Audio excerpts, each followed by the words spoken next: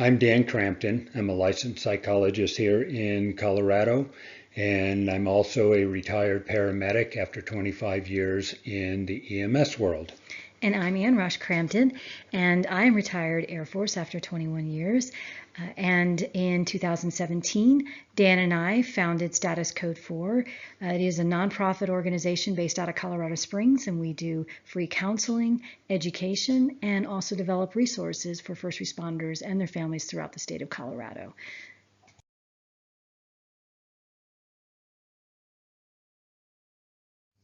In a moment, we're going to watch the trailer to our Lifelines documentary series, which you can find on our website.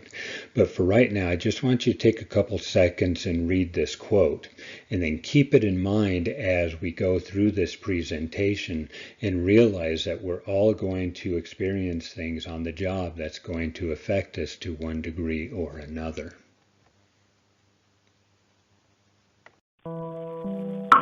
Stand to, stand by, 1 second.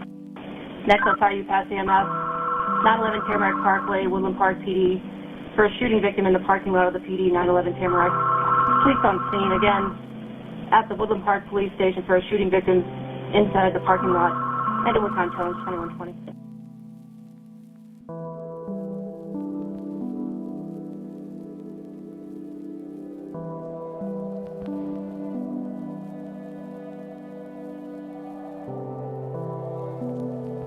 My son is in my room, and I really want it to be okay. Oh, my son. So your son is still with him? No, my son is in his room. I don't care. This is the neighbor's apartment. I'm going to ask you some questions, okay? Okay. Take a deep breath.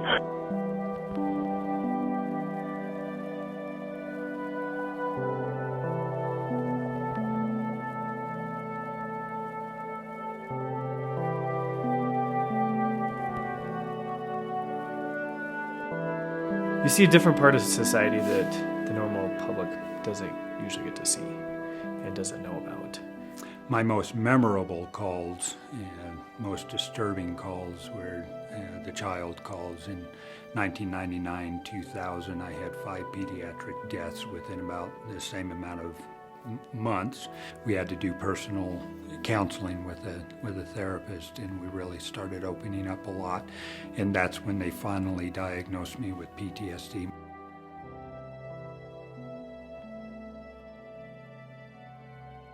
News had talked about a little girl that had been shot and killed and had to be taken out, and when he came through the door, I knew that he did that.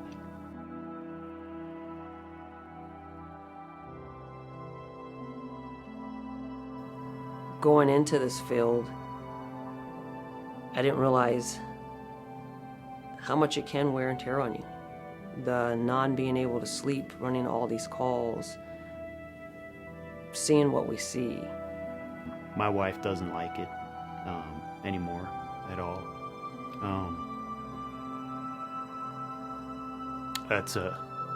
It's an issue right now, but that's what they think. You saw the toll that these kind of things were taking, not only on the officers, but on the families. And there were a number of officers that came to me saying that their families were trying to convince them to get out of the job. One of my classmates was watching Rebecca play with his children, and he knew all about the stuff that I had gone through. And he turned and looked at me and just kind of laughed and said, you know, he's the one that gave me the idea of Rebecca being the lifeline back. And he said, you know, she's the one that's going to help you heal. And right then she runs over and grabs me by the lapels and pulled me down and just stared at me like this and said something, I don't remember what it was, pushed me back and took off running laughing. And it's like, yep, exactly. She's the one that's going to get me back in touch with that little kid. We're in a job where there's type A personalities, and type A personalities are tough personalities, right? Nobody wants to admit that they have a problem.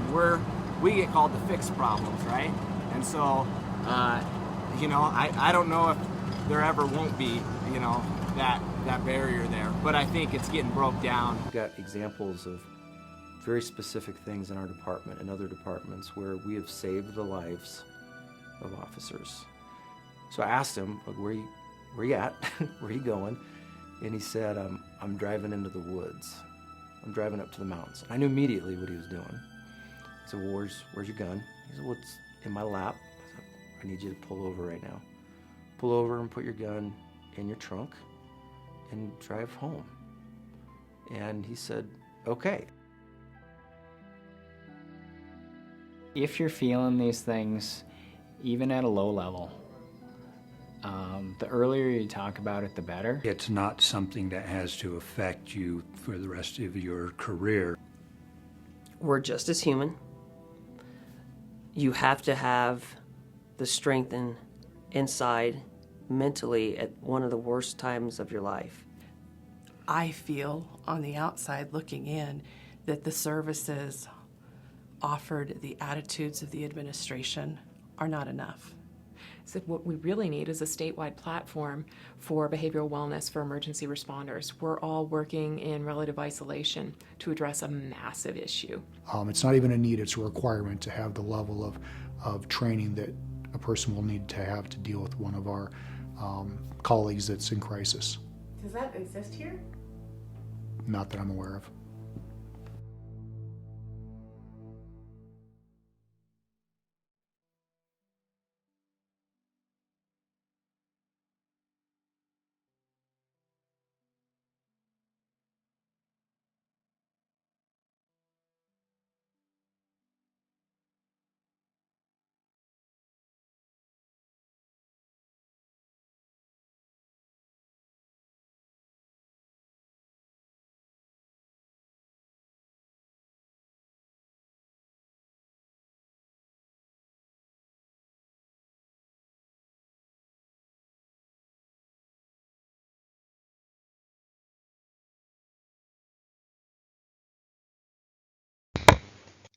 And here's an overview of the things that we're going to be covering through this presentation.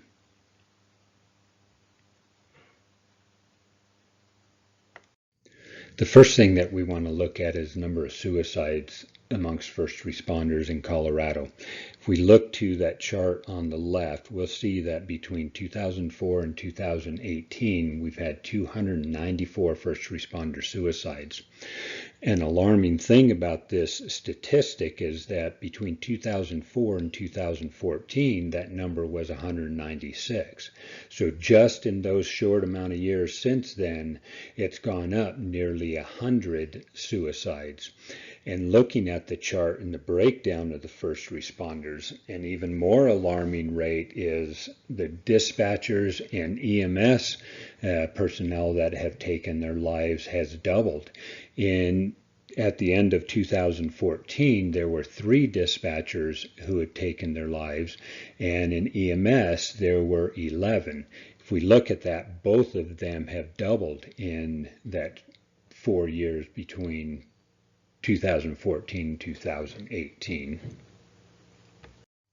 And here are some of the risk factors associated with suicide.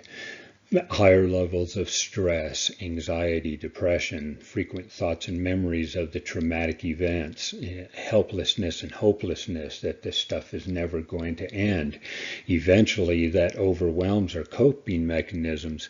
And it's not that we want to die, it's just that we want to escape the pain. We want it to go away.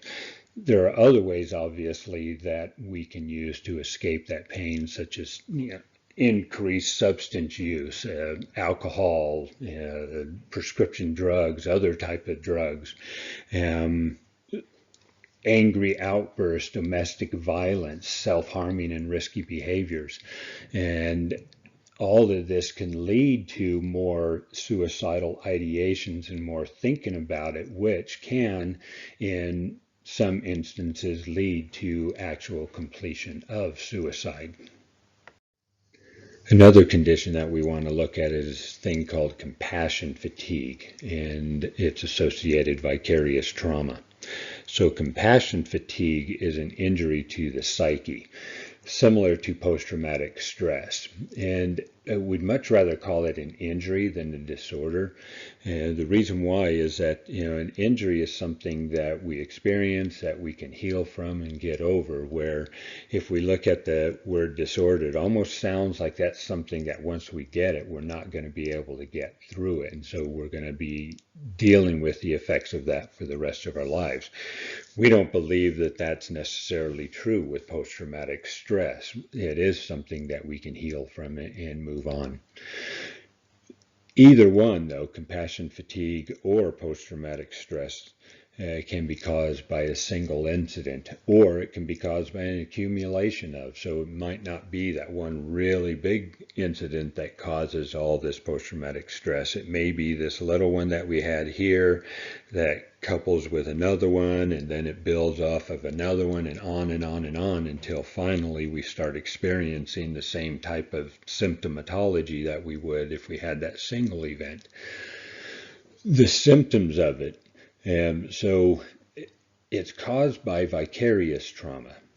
So vicarious trauma is the trauma that we experience when we listen to other people's suffering, other people's injuries. The law enforcement officer that has to listen to the stories of the child being abused repeatedly over and over.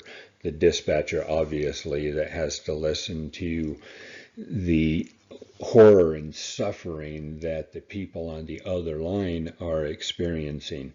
And so we kind of take that and our imaginations start running away with it. And so eventually we start experiencing the intrusive thoughts where they just keep coming in least expected moments, or re-experiencing. So we're just thinking about it almost like the flashbacks, where it's on a lower level of a flashback, where the flashback is where we may hear the sounds or smell something, and that puts us right back into that event. And then, of course, at night we have the nightmares over it, which can cause insomnia, hyperarousal, and hypervigilance. Hyperarousal is the hyperstartle reflex, where we're jumping at every little sound. Hypervigilance is where we're always checking to make sure that everything is safe and in its place.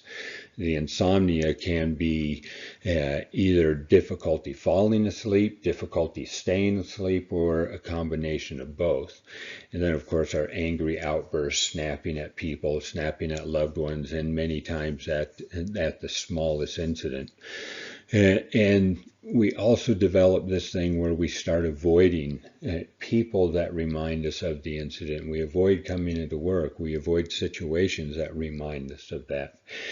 And it also affects the way that we think and the moods that we have. So we're more moody, we're more depressed or upset. We're thinking more negative thoughts about ourselves.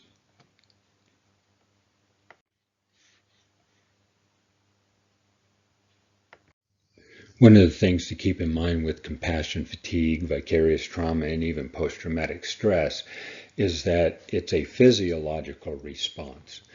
Our bodies react to that trauma by activating our limbic system, which is made up of the sympathetic and the parasympathetic nervous systems.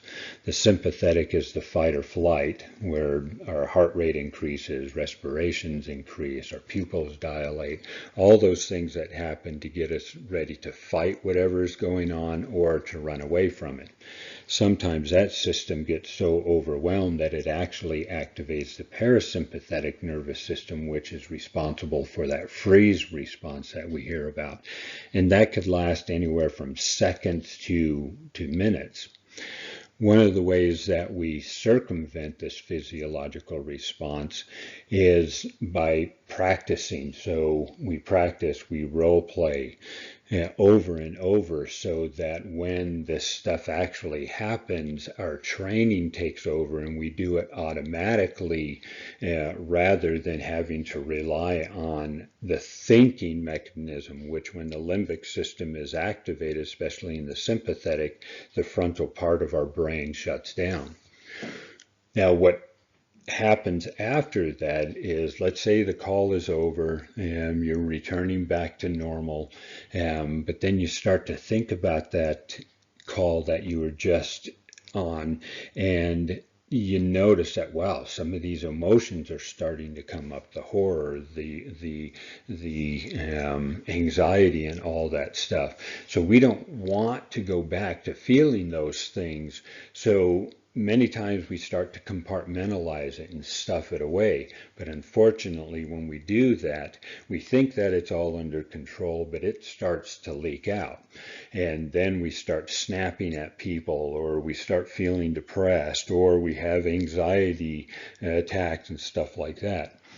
Another way that we deal with this is we start to isolate ourselves. The problem with isolation is it causes us to start ruminating over these events, and pretty soon this rumination makes this thing so big that it pushes everything else out that we need to think about, and all we're doing is concentrating on whatever the event is that we've experienced. Probably the most prevalent thing that we're going to experience on the job is this thing called burnout. Hans Selye developed this general adaptation syndrome to kind of help explain some of the things that may happen in burnout. So there's 3 stages to it. First is the alarm phase, which is that fight or flight that we talked about. And then next is this resistance phase. And this is where our body and our mind attempt to cope with what we are experiencing, but we adapt to it, and eventually we can overcome it and then move on.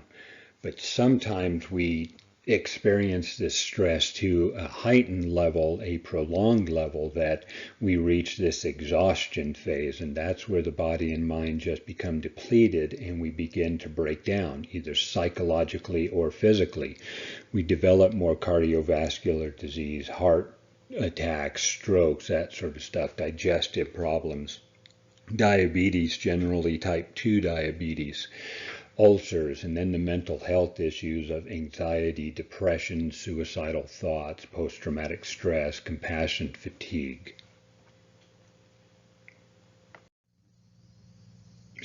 And this is what it looks like.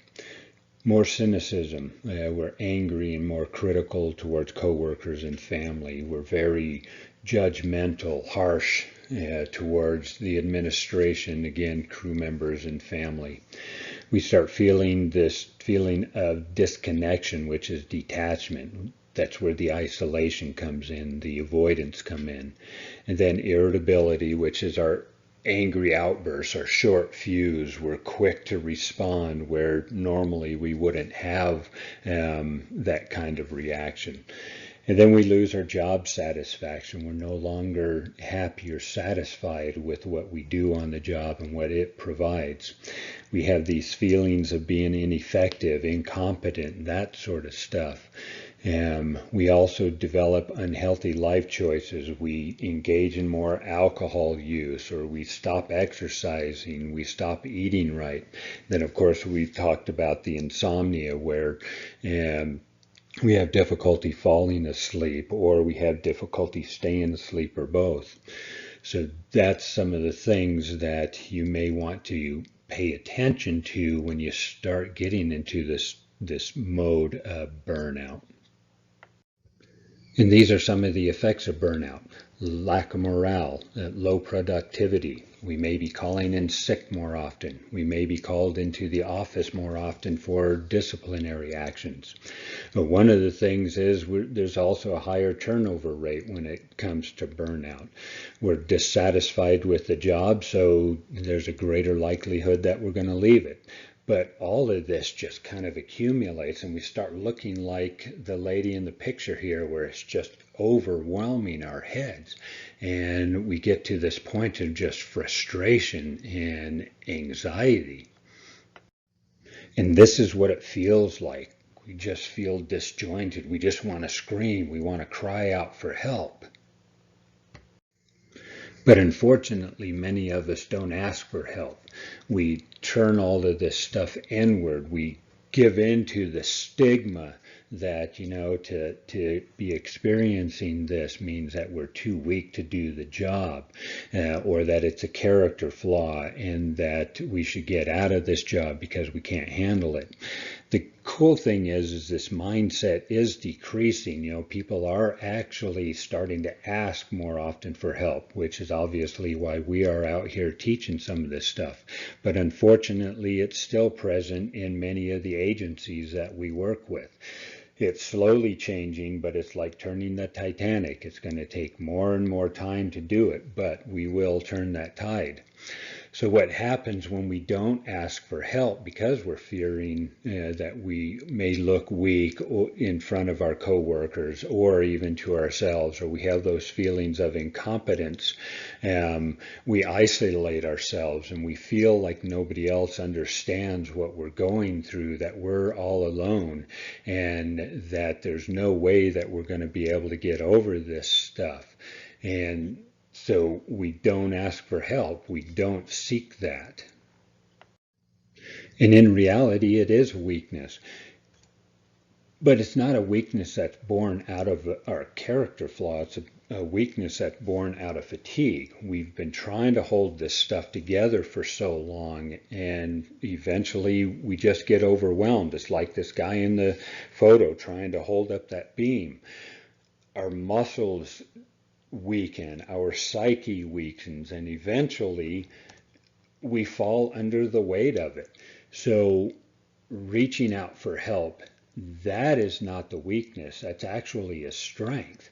Trying to handle this on our own and go it alone, that's where the weakness comes in. But again, it's that physical and psychological fatigue that brings it about. The good news is that there are things we can do to help mitigate the very things that Dan was just talking about, and we can do that through resiliency skills. So let's talk about those now. So the first one we're going to explore is perspectives. So when we talk about perspective, what we're referring to here is the view that we personally take when we're seeing something or experiencing, or perhaps the judgment that we take when we're looking at that. So let's take one example here. So on this slide here, what do you see? Some may say, oh, I see a black dot. Others may say it's a small black dot in a white square. Others may say, well, there's a lot of white space around this dot here. So let's take a moment and really talk about this black dot, because imagine if this dot were a problem you were experiencing or a challenge at work or whatever, and that's what you're focusing on. A resilient individual would look at that as saying, okay, so I have a problem here, but I have a lot of solutions out in that white space around there to work with. Someone who may have a mental health injury or whatever would look at that dot and say, all I see is that black dot. And in fact, that black dot is like right up against their face, and that's all they see, and they can't see all of the white space around them. Another way that we can look at perspectives is in the illustration here with the gentleman on the land and the other guy in the boat there. If you look at this, each sees the solution to their challenge or the black dot that they're experiencing in what the other person has. Oftentimes we see that challenge in communication where what we think is going on is the very opposite of what the other person thinks is going on, and that tends to lead into arguments and that kind of thing. So we have two examples of perspectives here, but the one thing about perspective is that it is changeable. In fact, one of the more powerful ways to reduce the stress is to change the way that we actually see the event or perceive the event. So we can look at that challenge in front of us, and though we may not be able to actually change the problem, the way that we view that problem may actually reduce the stress that we're experiencing, and it may actually allow us to formulate and come up with solutions to deal with it. So let's look at an example of what I'm referring to here. So first we want to identify the stressful situation, what our worst fear about that happening, and then the likelihood of that worst fear actually coming true. So we've got the stressor of feeling overwhelmed with the amount of hours that you're working per the shift. Your worst fear is maybe that your family may resent your job. resent the work that you have, and that you actually will start hating your work. But then you kind of take a realistic view of that and say, well, what's the likelihood? What's the worst likelihood that that's actually going to materialize? And maybe it's a 3 on a scale of 1 to 10, where 1 being the least likely, all the way up to 10 being extremely highly likely. So a way that we can change our perspective is in this bottom part here. So maybe we look at, instead of feeling overwhelmed by the amount of hours working all the time, that we deal with the challenges of the long hours on a week-by-week case. In fact, you may even want to take it by a shift-by-shift case there. The other thing too is there are things that you can do to help alleviate some of your worst fears. If your fear is your family resentment, well, you could look at, okay, let me sit down with my family and prioritize activities that we can do on our off time. Because I have no control over the hours of the work that I have to do, but I absolutely have control over my own personal time. And I want to sit down with my family and have us together, have us come up with those activities together. So the other thing too is to maybe look at this as a temporary situation and maybe some of the benefits of working overtime. So now, when you look at these different situations, now the likelihood of the answers to your problem may occur at a level 7. Now let's talk about beliefs and self-defeating thoughts. One of the things that we want to think about when we're discussing our belief systems is belief building. And why belief building? Is because if we can change the way that we believe something about ourselves, we can actually change the way that we think about ourselves, the way that we feel about ourselves, and that can actually change our behaviors to more positive behaviors. It also works in the opposite. The more negative we are, that becomes a cyclical thing from the thoughts, feelings, and behaviors that we start becoming more depressed, more cynical, more negative in our thinking. So one of the things that we want to keep in mind about all of this is that these thoughts and beliefs are actually modifiable. So it's becoming aware of what these self-defeating thoughts are that we need to look at. So a self-defeating thought is a thought that, well, first of all, they're irrational thoughts. They're unconscious thoughts. They're automatic thoughts. They're the thoughts that we have that kind of come up and whisper to us, telling us that we're failures, that we're no good, that we can't do our job right, that we're too weak, and on and on and on. Sometimes we may catastrophize a situation, the saying, making a mountain out of a molehill. So those are examples of self-defeating thoughts, or as Albert Ellis would call it, stinking thinking. So what we're going to do next is we're going to look at a video that kind of creates a little scenario of how some of these self-defeating thoughts, stinking thinking, may come into play.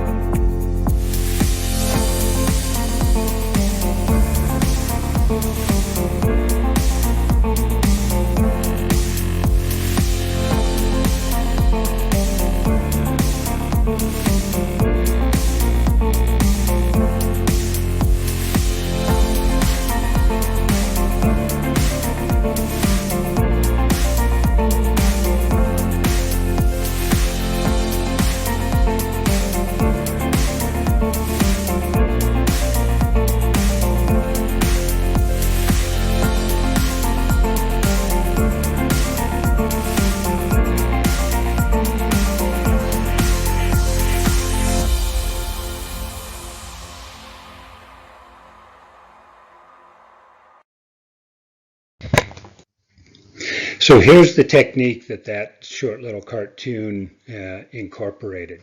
It's what we call the ABCs. It's a cognitive behavioral technique and also a rational emotive behavioral technique. So we call it the ABCs, and the A stands for the activating event. So in this situation, the activating event is this person's friend is not returning her text. So what's the consequence? We kind of jump over the B for a second. We look at the consequence. So the consequence is she became angry. She starts to avoid the friend, maybe even ending the relationship. But what's the belief behind it? So the belief here is, if we look at it as an irrational thought or a self-defeating thought, is that, number one, that this person's not returning the text because he doesn't like her anymore, or something like that. And so it could be an example of catastrophizing or overgeneralizing or making feelings fact. I feel like a loser, therefore I am a loser, and that's why this person doesn't like me anymore. So we're going to rate that feeling, that intensity of that belief, and we're going to rate it on what we call the SUD scale, subjective units of disturbance scale. And let's say that feeling now, that anger and frustration and stuff, is an 8. But now let's look at this from a more rational viewpoint. We identified the self-thought, okay, as catastrophizing or making feelings fact or something like that, or even assuming. We're assuming that the reason why this person's not calling back or texting back is because they don't like me anymore.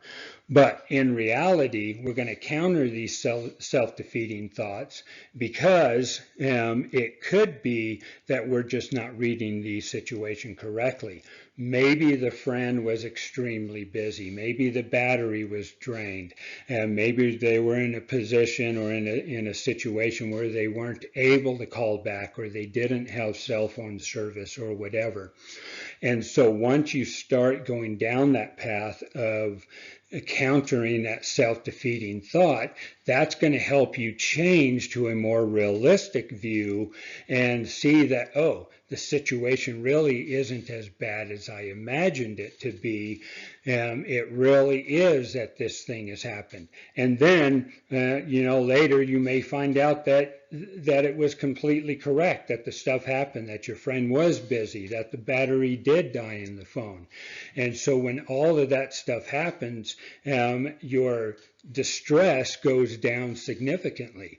But if we can think along those lines at the beginning, we can decrease those intense feelings. Like in this example here, we may be able to get that intensity down to a 1 rather than all the way up to that 8. So ultimately it comes down to this. If we change our mindset, if we get a new mindset, we're going to get a different result.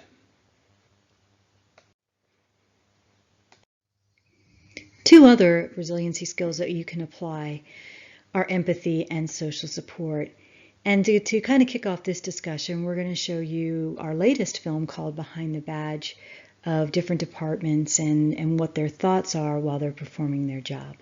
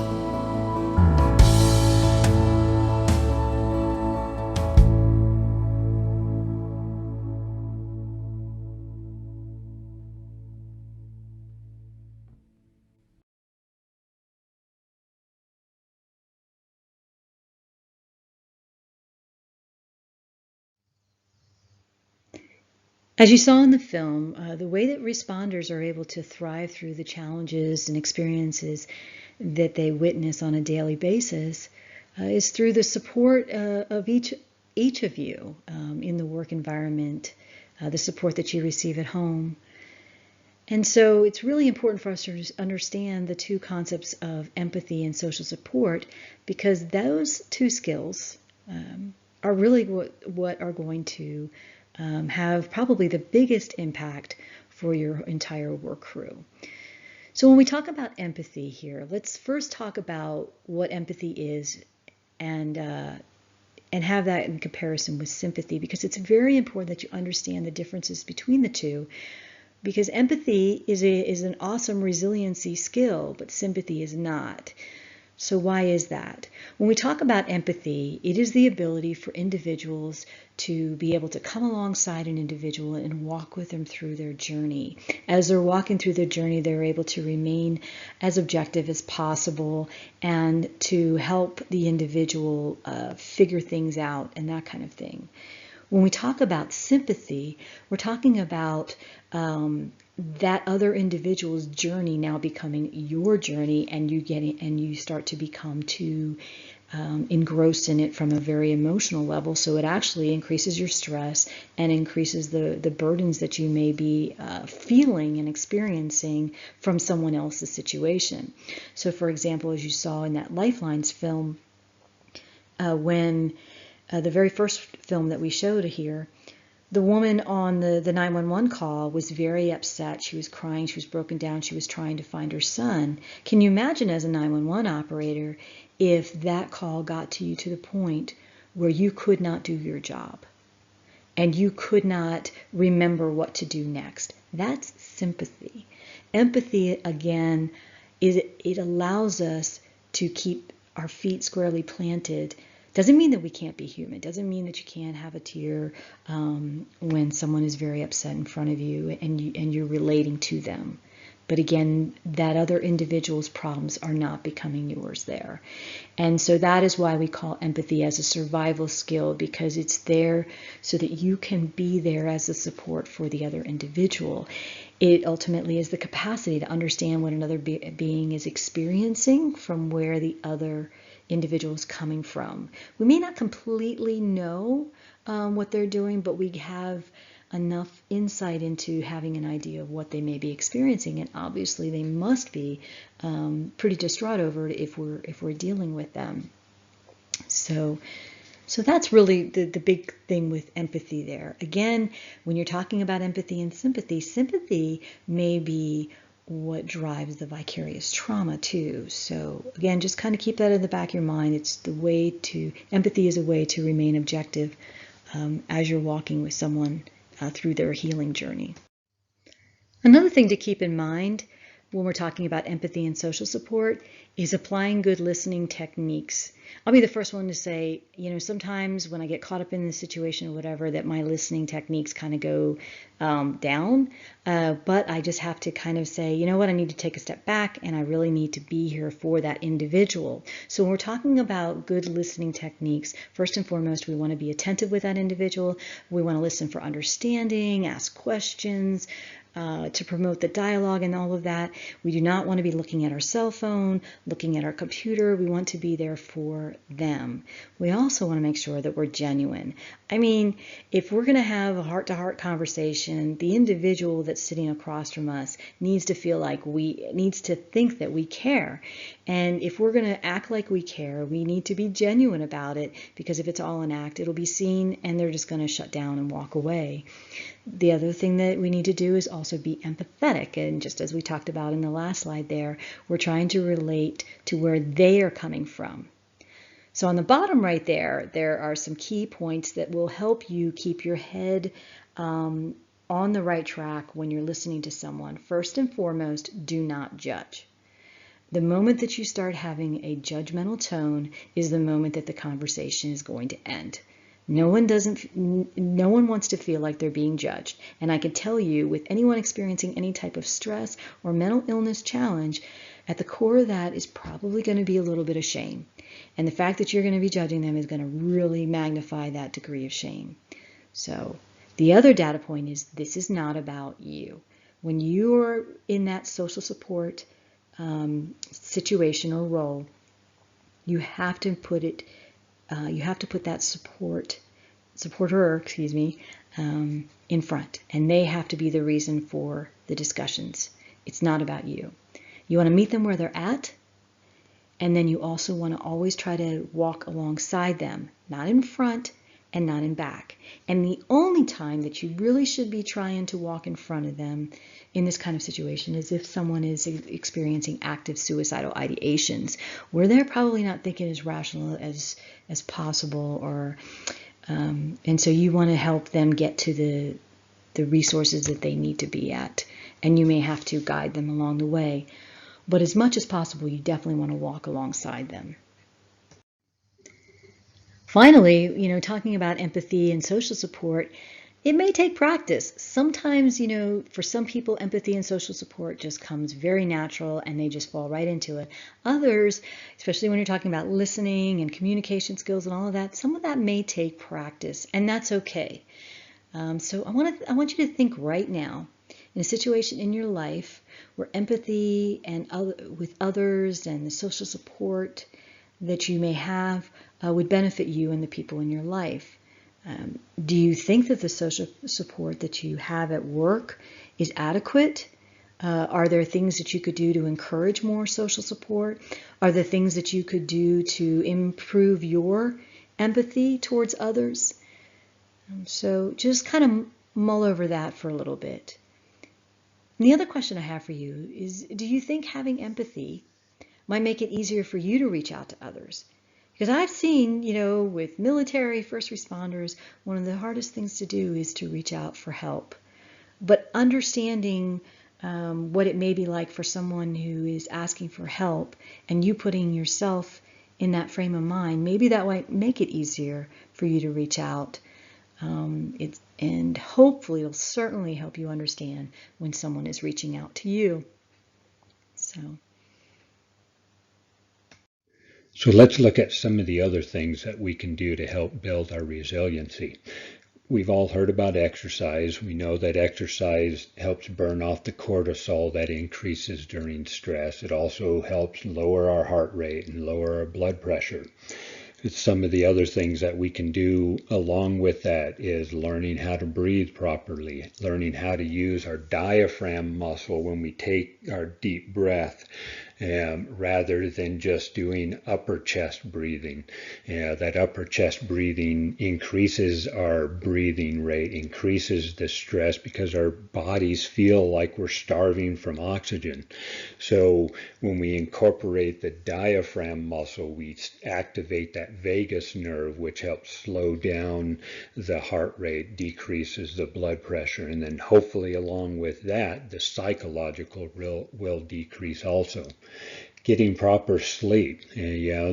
Typically for adults, it's 7 to 8 hours. I know shift work and the types of jobs that we do hurt our sleep habits, but there are things that you can do to help learn how to overcome some of that. In your room, if you have to sleep during the day, is block out the light. Other things that you can do day or night is get rid of those things that are distracting to sleep. TV in your room, reading a book while you're laying in bed. All of those things that activate the brain to think about stuff while you're trying to get to sleep rather than focusing on just falling asleep. So having your bed as that place where you sleep, as opposed to doing your daily briefing or whatever like that. And then proper nutrition, eating right so that you get more energy as opposed to eating all the junk food and the fatty foods that's going to slow us down and make us more sluggish. Drinking proper amounts of fluids a day, staying away from caffeine as much, and drinking more water and more juices, lowering our sugar intake with eliminating sodas and stuff like that. Then mindfulness meditation, focusing on the here and now, doing meditations on what your body's feeling like in the moment, what you're hearing, what you're smelling, what you're seeing, stuff like that. And then going out and taking leisurely walks in nature or whatever, or sitting on your porch with a cup of coffee and just watching the birds fly or the clouds or watching the grass grow. Then one important thing to do is learning how to harness that spirit of play, learning how to be a kid again. Playfulness really helps mediate that stress response, so we feel better about ourselves and we take life less seriously. As Dan pointed out, there are a lot of things that we can be doing to help bolster our resiliency, to mitigate the effects of stress and potentially mental illness situations and that kind of thing. And we just can't emphasize or overemphasize enough about self-care and just taking 10 minutes a day to just take a moment for you. So we thought we'd just put together this simple self-care bingo game that just highlights the things that you can do to take care of yourself. I recommend that you take a moment and pause this and just look over all of those things there. They're not earth-shattering concepts, they're just little things, to include even hugging a loved one. It's amazing what happens to our mind and our brain when we experience a hug. It's really good exercise for the soul. So, to the end of our topic here, and thank you so much for the time that we've had together, and really hope that we've answered some of your questions on the things that you can do to mitigate the stress with work. If you have any other further questions or concerns, please feel free to reach out and contact us at contact@sc4i.org. You can find most of our materials out on our website at www.sc4i.org. You can email us or give us a call. We hope you have a wonderful day. Thank you.